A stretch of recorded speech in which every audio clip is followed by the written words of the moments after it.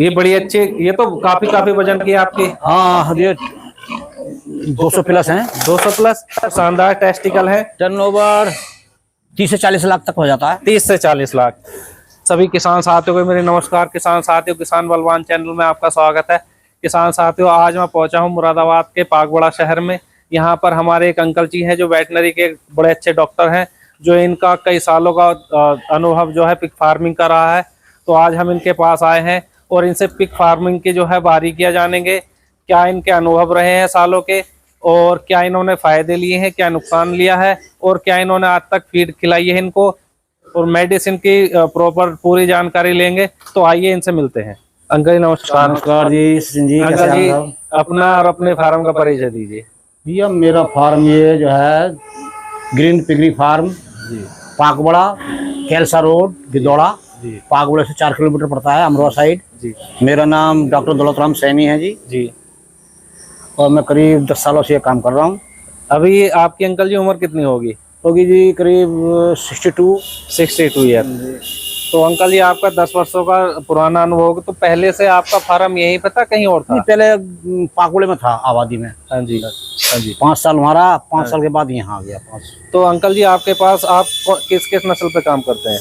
मैं जी large white पे काम करता हूँ। हाँ जी। और अब जो हम ब्रीड चेंज कर रहे हैं। हाँ जी। और अब हम डी-रॉक पे आ गए हैं। हाँ जी। डी-रॉक से जो है डी-रॉक लार्ज वाइट की हम क्रॉस ब्रीड तैयार कर रहे हैं जी। और हो गई है। क्या बोलते हैं उसको? क्रॉस ब्रीड F1 बोलते हैं। F1। हाँ जी। तो आइए एक बार अपने फार्म का टूर। चलो साहब आइए। हाँ। तो अंकल जी आपका ये कौन सा पार्टीशन है? ये फेरिंग केज बोलते हैं इसको। फेरिंग लगा हुआ है। हाँ जी। फेरिंग रूम बोल देते हैं जी। तो आपकी ये कौन सी नस्ल की ये मादा है? ये F1 की मादा है। अच्छा। और F1 के जो है इसमें डी-रॉक से ये बोर बच्चे बने हुए हैं। हाँ जी। हाइब्रिड जी, F1 जी। कितने बच्चे हैं इसके नीचे मादा के? ये 10 बच्चे हैं। 10 बच्चे हैं। और ये इधर देख रहा हूँ मैं, ये रेड कलर की है। ये भी F1 है। F1 है। हाँ जी। अच्छा, इसके नीचे कितने इसके जो F1 नहीं है, ये बच्चे इसके जो हैं लार्ज वाइट के हैं। लार्ज वाइट से मैट है। तो अंकल जी ये बताइए, एक मादा के लिए जो रूम होना चाहिए कितना बड़ा होना चाहिए? भाई कम से कम अकेला रहने के लिए 8-10। 8 गुणा 10। 8 बाई 10 का। 8 बाई 10 का, यानी कि 8 फीट चौड़ा और 10 फीट लंबा रूम होना चाहिए। हाँ, कम से कम होना चाहिए। जी। उसमें अपने बच्चे पाल देगी वो। हाँ जी। और खुद भी रहती रहेगी। हाँ, तो इसके बारे में बताइए, ये कौन सी नस्ल की मादा है? ये लार्ज वाइट है। Large white. हाँ जी। अच्छा। और ये लार्ज वाइट से ही क्रॉस है। ये कितने बच्चे दे चुकी है अब तक? ये 2 बार बच्चे दे चुकी है, 3rd बार है। 3rd बार। वेट क्या होगा अभी इसका? वेट होगा 200 किलो कम से कम। 200 किलो। जी आप ये बताइए कि अभी आपके पास जो फार्म में टोटल पिग है उनकी संख्या क्या है इस टाइम? 200 प्लस है जी। 200 प्लस। उसमें F1 होगी, लार्ज वाइट होगी और डी-रॉक होगी। आपके जो इस सेक्शन में है, इन दोनों सेक्शन में है, वो क्या है? ये सब आपका F1 ब्रीड है। हाँ, जो इधर रेड से देख रहे हैं, इधर एक बार दिखाना इनको। जूनियर एज में है ये भी। जी। ये इनकी उम्र क्या होगी अभी? होगी करीब 4.5 महीने करीब आसपास। 4.5 महीने। तो ये लगभग कितने समय में प्रेग्नेंट होने के लिए तैयार हो जाती है? 6 महीने तैयार हो जाती है। 6 महीने में। यानी कि मादा से हटने के बाद 6 महीने में तैयार हो जाती है? नहीं, प्रेग्नेंट होने के लिए 6 महीने तैयार हो जाती है बच्चे। 6 महीने में। जी। इस सेक्शन बताइए, इसमें क्या है? ये इसमें लार्ज वाइट है। फीमेल्स पड़ी हुई हैं। कितने मंथ की होंगी? ये होंगी करीब 7 महीने की। ये कुछ प्रेग्नेंट है, कुछ नॉन प्रेग्नेंट है। मान लीजिए इसमें 5 जानवर हैं। 5 है या 10 है। ये हमारा 10 बाई 20 का है। 10 बाई 20 का। तो इसमें 10 जानवर रह सकती है। 10 जानवर रख सकते हैं। 10 जानवर रख सकते हैं। ठीक है जी। आप इस सेक्शन के बारे में बताइए, इस सेक्शन में क्या है? ये बड़ी अच्छी, ये तो काफी वजन की है आपकी। हाँ, ये 200 प्लस हैं। 200 प्लस। देखिए कितने बड़े पिग हैं। ये F1 है। हाँ, मैं तो काफी दिनों बाद देख रहा हूँ F1 है। हाँ, सब प्रेग्नेंट है। काफी दिनों बाद देख रहा हूँ। तो कितनी? डी-रॉक F1 है। जी। डी-रॉक से लार्ज वाइट को ना जी F1 है। हाँ, अच्छा। चलो बहुत बढ़िया जी। इनके बारे में बताइए। ये सब F1 है। F1 है। हाँ, क्या ये माल सेल का है कि आप? F1 से जो बच्चे बने हैं ना। हाँ जी, वो F1 है। जी। तो क्या ये माल सेल का है? क्या सब सेल के लिए तैयार है? के लिए सब सेल के लिए तैयार है। अब अंकल जी इनके बारे में बताइए कुछ। ये जी आपका सब F1 है। अच्छा, ये कितने मंथ के बच्चे हैं? ये करीब 4-4 महीने के। 4-4 महीने का वेट क्या हो गया होगा 4 महीने का? इनका 50-60 50-60 kg हो चुका है इनका 50-60 4 महीने में। इस सेक्शन के बारे में बताइए। ये सब F1 है, टोटल F1। हाँ। ये जो रेड है और ये व्हाइट है हो जाता है। ये जो फोर फादर और सब कुछ चलता रहेगा ना इनमें। जी जी जी। ये जो लार्ज वाइट से हुआ, फिर F1, फिर F1 से जो है डीरोक से हुआ। तो ये इसकी F1 की क्या पहचान है? ये F1 का ये दाग धब्बे आएंगे हाँ जी, और कान इनके थोड़ा डाउन होंगे, डाउन। Land type. थोतन छोटी रहेगी इसकी बड़ी रहेगी? पूरी छोटी रहेगी, थोतन छोटी रहेगी F1 की। छोटे बच्चे हैं, कितने दिन के बच्चे हैं आपके? ये करीब 2 महीने के मान के चलो। 2 महीने के। तो आप इनको क्या दे रहे हैं फीड में? अभी तो इनका स्टार्टर चल रहा है। स्टार्टर चल रहा है। तो स्टार्टर आप कौन सा वाला चला रहे हैं इनको? हम जी इनका ड्यूस का स्टार्टर चला रहे हैं। डियोस का। तो वेट अच्छा गेन कर रहे हैं? अच्छा गेन करते हैं। ठीक है। 40 दिन का मांग चलो, परसों ही मतलब बिनिंग किया इनको। अच्छा, बिनिंग कर दी। हाँ। 2 दिन पहले। तो अभी इनका वेट कितना होगा? 10-12 होगा इनका। 10-12 किलो बिनिंग के बच्चे 35 से 40 दिन में करते हो? कितने दिन? 40-45 दिन में 40-45 दिन। 50 दिन का मांग चलो इन बच्चों। 50 यानी कि 12 प्लस ही होगा इनका वेट। 15 किलो भी हो सकता है। तो अच्छा बढ़िया वेट गेन कर रहे हैं। सन में आपने क्या रखा है? ये लार्ज वाइट की फीमेल है। Large white. हाँ जी, लार्ज वाइट यॉर्कशायर। ठीक ठीक। ये प्रेग्नेंट है, तीनों प्रेग्नेंट है। क्या अगर जो कोई लेना चाहे तो ये अपने फार्म के लिए है। अपने फार्म के ब्रीडिंग के लिए आपने पर्पज से। मान लीजिए कोई तैयार अगर जो ना लेना चाहे, छोटा बच्चा लेना चाहे, जैसे ये है इस साइज हम बच्चे अगर सेल नहीं करते। बच्चे सेल नहीं करते। तो सेल करने की आपकी क्या प्रक्रिया है? कितने वेट के बाद आप सेल करना स्टार्ट करते हैं? हम तो जी गिरो करके पूरा मैच्योर करने के बाद। मैच्योर यानी कि 80-90 किलो या 100 प्लस। ठीक है जी, ठीक है। तो साथियों, आपको अंकल जी के फार्म का सेटअप कैसा लगा? और अभी और है हम इनके पास जो F1 के ड्यूरोक के हैं मेल, अब आपको जो है वो दिखाएंगे। तो आइए चलते हैं जी। ड्यूरोक, इसके टेस्टिकल दिखाइए, कितने अच्छे टेस्टिकल हैं इसके। बहुत शानदार टेस्टिकल है। ड्यूरोक का मेल है। ये कितने वर्ष का है, कितने मंथ का है? करीब मान के चलो 6 महीने का हो गया। 100 प्लस है, 110 किलो का होगा। अच्छी जी। तो ये सर्विस कर रहा है? हाँ, सर्विस कर रहा है। तो इसके बच्चे आ भी गए होंगे फार्म? अभी नहीं, रिजल्ट नहीं आया, चल रहा है सर्विस। ठीक है जी। तो आप इस वाले मेल के बारे में बताइए अपने। ये भी ड्यूरोक है, प्योर। जी जी, प्योर। इसका टेस्टिकल दिखाइए एक बार। बहुत शानदार टेस्टिकल है। साथियों, अगर जो हमें अच्छी ब्रीडिंग लेनी है, अच्छी नस्ल लेनी है, तो हमारे फार्म पर जो हमारा मेल का सिलेक्शन है वो हमारा शानदार होना चाहिए। अंकल जी, ये आपका जो सेक्शन है, ये कितना साइज है इसका अंदर तक? एक बार अंदर को दिखाइएगा। कितना साइज है? लंबाई चौड़ाई 15 का तो अगला रूम है जो कवर्ड है। 15 फीट हो गया मतलब। और ये आगे 14 फीट का है। 14 फीट लंबाई इसकी, यानी कि 30 फीट लंबा है।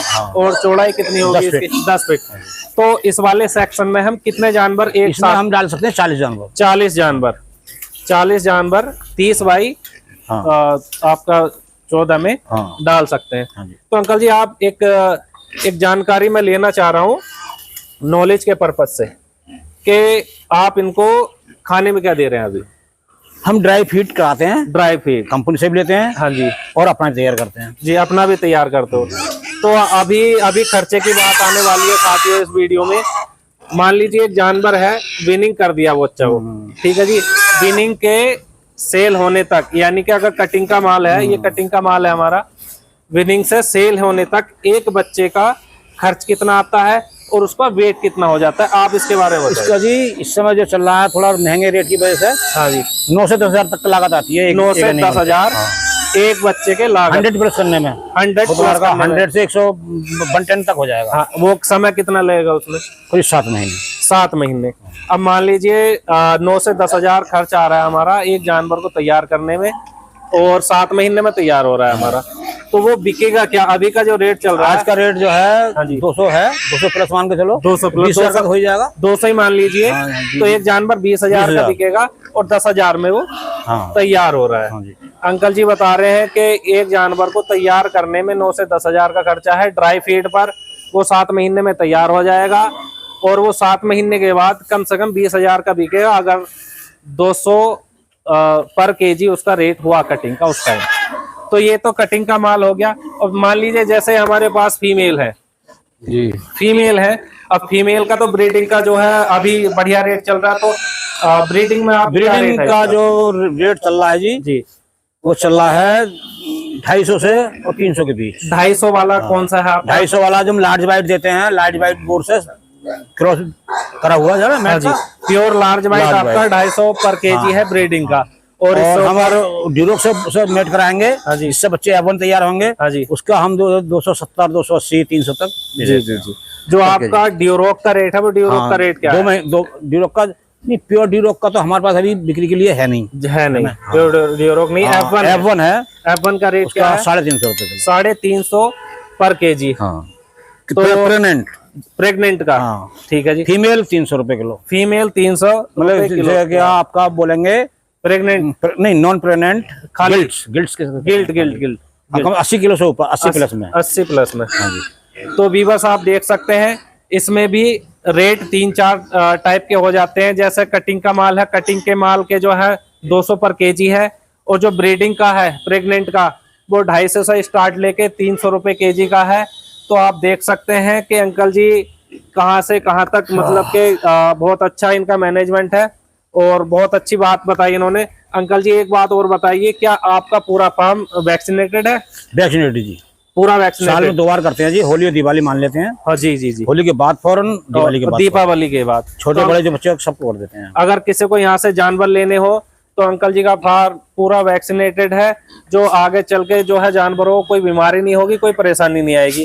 तो अंकल जी इनकी बीमारी के बारे में आप बताइए, अगर जो ये बीमार हो जाए तो ट्रीटमेंट आप ही करते हैं? वैसे तो मौसमी बीमारी तो होती हैं जी जैसे ह्यूमन में आती हैं, भाई कुछ नजला हो गया, जुकाम हो गया, इस तरह से जी। वायरल चलता रहता है। हाँ जी, वो अलग बात है, कोई विशेष बात नहीं है, तो ठीक हो जाते हैं। ठीक हो लेकिन जाते हैं। खतरनाक एक ही बीमारी आती है, स्वाइन फीवर। Swine fever. दूसरा आती है FMD, मुंह पका खुरपका। तो अभी तो आपके उसका पास वैक्सीन लगा रहते हैं टाइम पे, तो कोई समस्या नहीं। अभी जो आपका 10 साल का एक्सपीरियंस हो गया? मतलब मुझे तो अभी छोड़ रखा है बीमारी ने, मेरा तो कोई ऐसा समस्या आई नहीं। जी। और या तो आप भाई ऊपर वाले का मान लो, जी, या जी। फिर वैक्सीनेट करता रहता हूँ उसका चीज।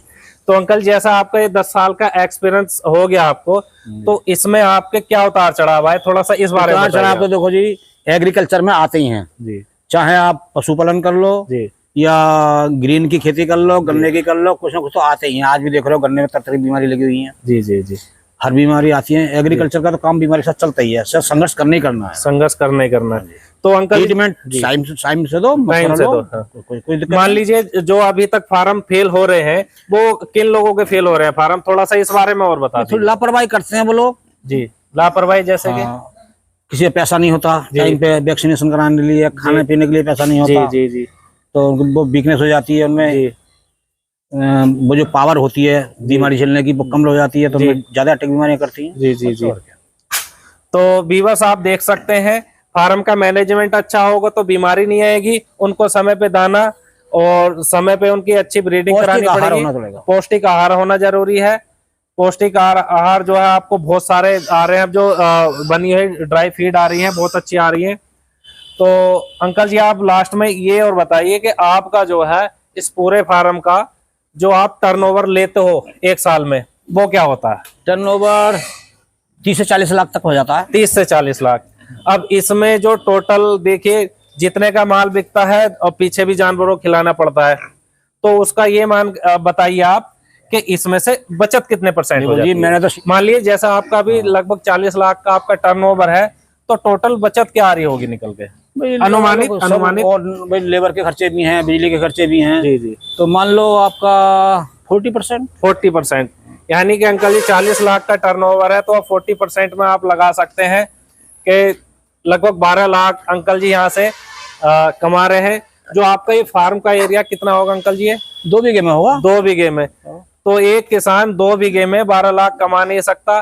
तो किसान साथियों, पिग फार्मिंग एक ऐसा प्लेटफॉर्म है जहां अगर आपके पास गुंजाइश है पैसे की और मैनेजमेंट की, तो आप यहां से एक अच्छी अर्निंग ले सकते हैं। साथियों आपको वीडियो कैसी लगी? वीडियो पसंद आई है तो वीडियो को लाइक करना, चैनल को सब्सक्राइब करना और बेल आइकन दबाना ना भूले, ताकि जो नेक्स्ट वीडियो आएगी आपको जल्दी से मिल पाए। तो इसी के साथ अगली वीडियो में जल्दी से फिर मिलेंगे। तब तक के लिए नमस्कार। जय जवान जय किसान साथी।